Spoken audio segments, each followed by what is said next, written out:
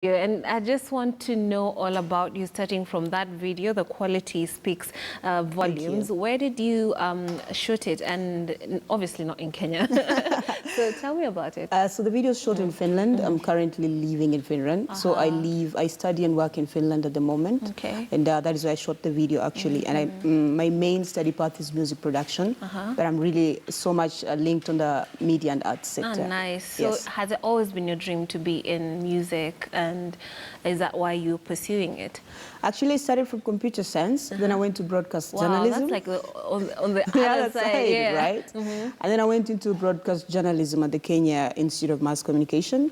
And then now I'm doing media and arts degree in the Tampere University of Applied Sciences in Finland. Okay, interesting. So how would you compare the music industry in Finland to the one in Kenya?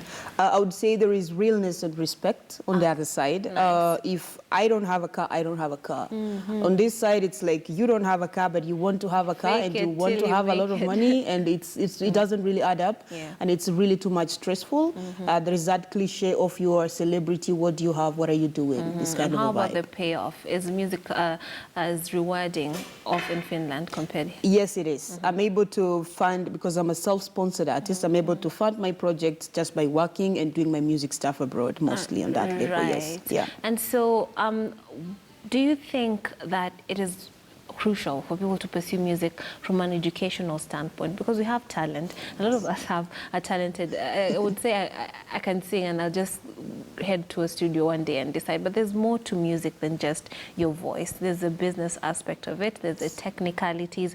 So how has this helped you beef up your music career? Well, just from starting my genre of music and what kind of music I want to sing, that one needed a lot of at least knowledge, if not, because I started school 4 years ago. So I needed to have knowledge from people who've been there and people that I saw as my mentors at that time. Right. So you don't just, talent is just talent, but you can end up choosing a very wrong foot on how you get into the career. Yes. Or rather just like singing totally a different thing. I look at myself, if I'm gonna be 50, can I still sing my own songs? You know, and I don't just do art, I'm doing art, I'm using art as a tool to actually create awareness in the community as well. Nice. So I'm just like, I'm outside here, I'm studying, I have a lot of knowledge. How do I bring that back home? Yes. And speaking of giving back to the society, you are involved in a number of projects. Tell us about your latest. This has to do with Fistula? Fistula, yes.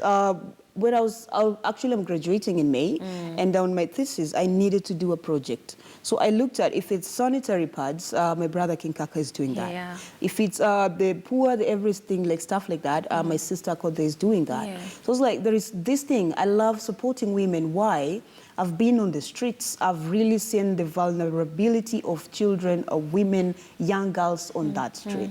So I decided, like, look, I'm going to do something for women. Not because I have anything against the boy child, but I'm just like, I've been there, I've seen it. Somebody sees you as a bait to do something, you understand?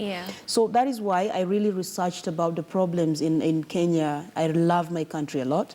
And I realized there is this thing called fistula. I watched a documentary on it, and it's not really known. I didn't know about it. So it's like, if people don't know about it, what about that person who's suffering? Then that means they're really, yes, they really have, they can't even say they have it. It's a very shameful condition. And nobody will actually own up and say, hey, you know, I have this. As an artist, I was like, I'm going to use my art and create awareness.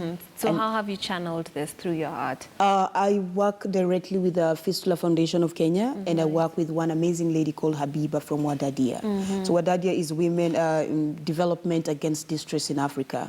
So that I've done documentaries, and anytime I'm given a platform like this, I tell people, look, there is this problem, and Wadadia can give free surgeries to people.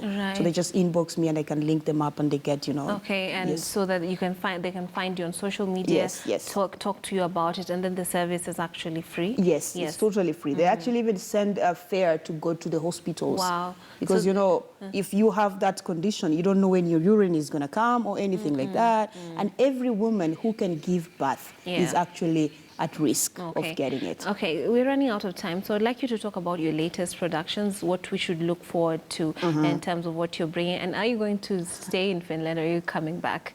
Because you talk about the good things out there, so... Yeah. What's going to be your foothold? I'm actually gaining knowledge to bring it back home at some point, but right now I have a chance to study, and I'm going to get into masters and do PhD, and I'll come back as a doctor, if I will come back. Yeah. That is it. My latest song is called Kiboko. Kiboko is, it's like You're My Whip. It's a love song. So I love touching people through my art, through music. I love, it's so easy for me to write love music. And I'm working in conjunction or collaboration with Shirko Media. This is a studio based in Mombasa. So this is our first project we're launching, and I have this thing of one song per month. After 1 month, I'm releasing a song. Yeah. Does that compromise quality, or does it, is it a challenge? Yeah. It really doesn't, because I study and I work also sideways. And I have a company that I've really tried to invest in. So it's something that I've been planning. So I came home with 3 videos already shot. So as we close, could you give a word of advice to anyone who's looking to be in your position,